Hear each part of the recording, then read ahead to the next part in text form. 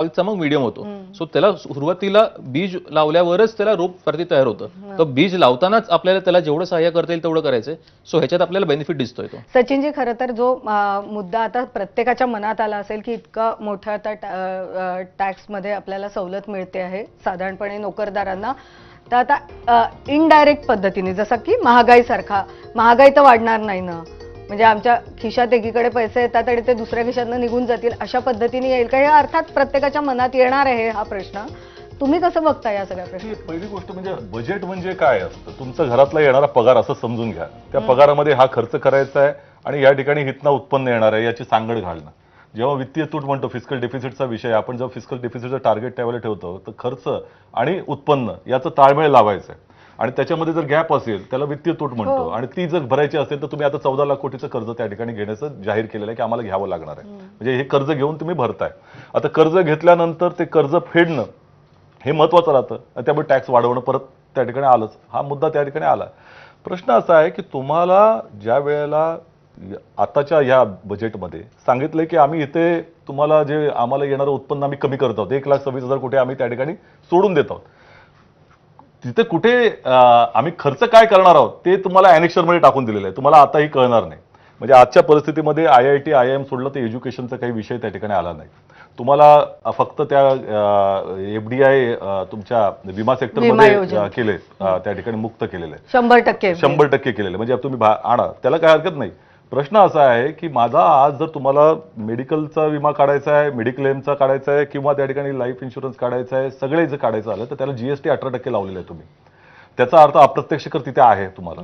तुम्ही जन आरोग्य योजनेवरती त्या ठिकाणी खर्च करताय, परंतु इन्फ्रास्ट्रक्चरवरती किती केला पाहिजे? आजच्या परिस्थितीमध्ये बजेटच्या म्हणजे GDPच्या तुम्ही 0.27% हा हेल्थवर खर्च करताय, जे तुम्हाला 6% पाहिजे खर्च करायचा. तुम्ही ठेवलं किमान 6% जीडीपीच्या 6% तुम्ही ठेवलाय. एज्युकेशन, नॅशनल एज्युकेशन पॉलिसीमध्ये 2.5% ठेवलाय, पण ऍक्च्युअली आयडियली 6% झाला पाहिजे. तो 0.36% आहे. तो वाढवणार आहात की नाही तुम्ही एज्युकेशनला? त्याला इन्फ्रास्ट्रक्चरला तुम्ही काही त्या ठिकाणी म्हणत नाहीत, आताही सांगितलेलं नाही.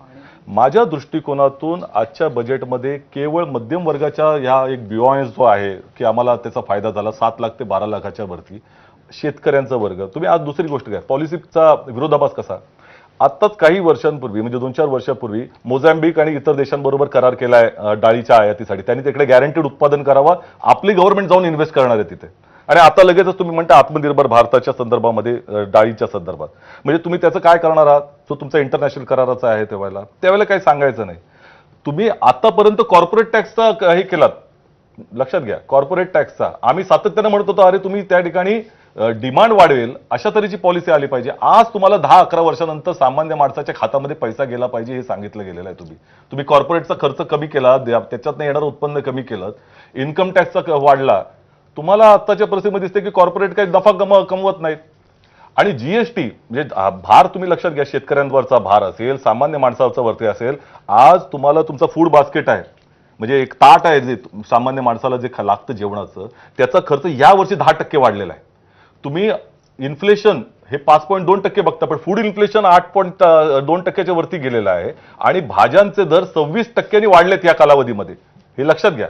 सामान्य माणसाला भाज्या देखील त्या ठिकाणी मुखाला लागत नाहीत.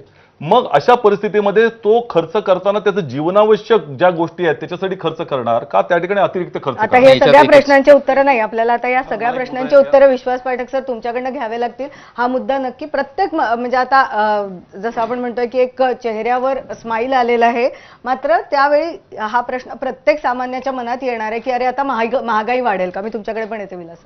मला सांगा, महागाई का वाढेल?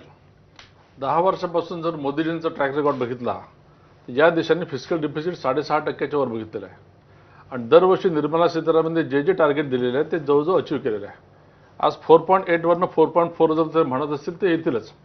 1 लाख कोटी इन्कम टॅक्सची तुम्ही कुठे ऍडजस्ट करणार, तर त्याचं देखील फॅक्टरिंग झालेलं असेल. पण 4.4 जो आता मुद्दा येतोय आपल्या स्क्रीनवर सुद्धा आपण पाहू शकतोय की किती उत्पन्न सरकारचं घटणार. हा, तर तो 1 लाख कोटी जे आहे त्याचं फॅक्टरिंग झालेलं 4.4च्या आसपास हा फिस्कल डिफिसिट येणार आहे. आता मुद्दा असा आहे की हे सरकार आता हे कसं मॅनेज करणार, ते कसं मॅनेज करणार, अशा बऱ्याचशा गोष्टी आपण करत राहतो. तर हे सरकार फिस्कल डिफिसिट मॅनेज करेल, फिस्कल प्लॅनिंग पण मॅनेज करेल आणि त्याचबरोबर ज्या ज्या कमिटमेंट दिलेल्या आहेत, जी ग्रोथ दिलेली आहे ती ग्रोथ देखील अचीव्ह करणार आहे. तर मला तरी त्याच्यामध्ये काही अडचण वाटत नाही. म्हणजे भारती एकच मिनिट सांगेन याच्यामध्ये फक्त ज्या वेळेला तुम्ही टार्गेट ठेवता फिस्कल डेफिसिट चांगली गोष्ट आहे, त्याला तुम्ही वित्तीय त्या ठिकाणी शिस्त लावण्याचा प्रयत्न करताय.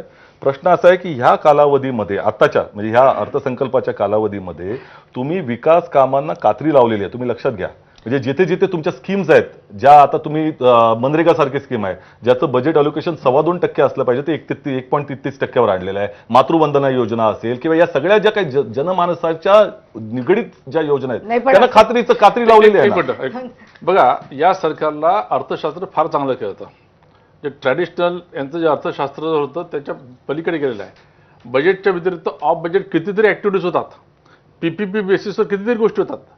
भारताची अर्थव्यवस्था किंवा भारत देश हा फेडरलिझमचा आहे.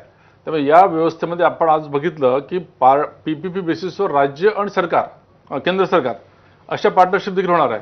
उत्तरांचलला देखील आपण हे केलेलं आहे. आणि बजेटचा आता टिळक सरांनी हे केलं, रेफरन्स केला की याच्यामध्ये डिफेन्सचा उल्लेखच नाही आहे. सगळ्या गोष्टींचा उल्लेख राहत नाही. रेल्वेचा देखील उल्लेख नाही आहे त्याच्यामध्ये, ॲग्रिकल्चर आणि बाकीचं नाही आहे. मात्र या सगळ्या गोष्टी होणार आहे. आज रेल्वेमध्ये किती मोठ्या प्रमाणात काम होतात आहे. रेल्वे जेव्हा स्वतंत्र बजेट पेश करायचं तेव्हा 1.5 लाख कोटीच्या वर कधी त्यांचं बजेट गेलं नाही. आज 2.5 लाख कोटीचं बजेट त्याच्यातून जात आहे. या सरकारने बेसिक गोष्टी केल्या. कन्सॉलिडेटेड फंड जो होता त्याचा त्यांनी कन्सेप्ट बदलला, अनेक गोष्टी केल्या. त्यामुळे मला असं वाटतं की हे सरकार कुठेही अर्थशास्त्राचं टॉमटॉमिंग न करता, कारण यांच्याकडे अर्थतज्ञ खूप होते, तेव्हा देखील 10%च्या वर महागाईचा दर गेला होता, तेव्हा आपण बोललो नाही. यांची अर्थव्यवस्था तेव्हा जास्त वाढलेली होती, पण it was never highest growing economy in the world. ती फक्त मोदीजींच्या काळात झाली. त्यामुळे अनेक गोष्टी आहेत. नाही, खरं तर आता म्हणजे मुद्दा हाच आहे आता की सामान्य माणसाच्या खिशात पैसा खेळणार आहे आता, आणि ते जे 1 लाख कोटी उत्पन्न कमी होत आहे सरकारचं, ते कशा पद्धतीने आता ते भरून निघतं ते खरंच बघणं महत्वाचं होणार आहे. आपल्याला ही चर्चा कंटिन्यू करायची आहे. विलास शिंदे सरांना एक महत्वाचा मुद्दा